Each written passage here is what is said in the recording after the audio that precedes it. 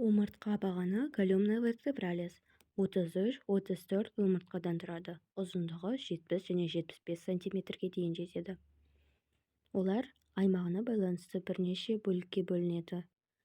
7 мойын омыртқасы вертебра cervicalis, 12 кеуде омыртқасы вертебра thoracica, 5 бел омыртқасы вертебра lumbalis, және де құйымшақ 8 көз омыртқалары бітісіп кеткендіктен сүйек деп те аталады.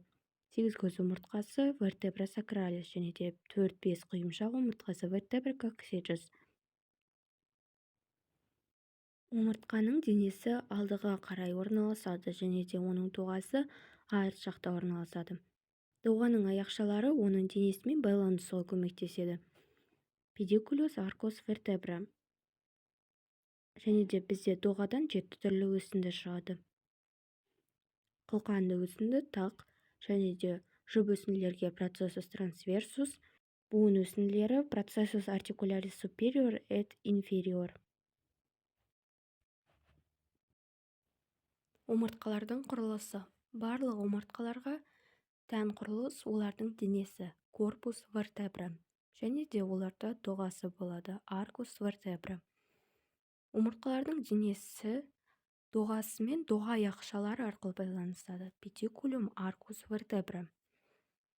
Доға және де дененің байланысқан орнында оның тесігі болады foramen vertebrale, омыртқа тесігі.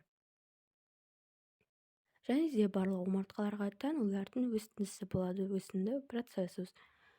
Олардың бірнеше түрі бар.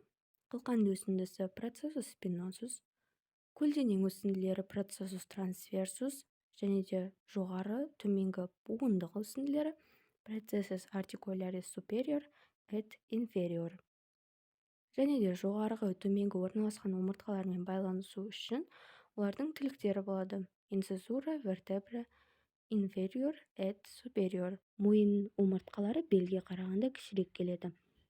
Ал бел омыртқалары ең жуан омыртқалар болып саналады, себебі бел омыртқаларына барлық салмағы түседі.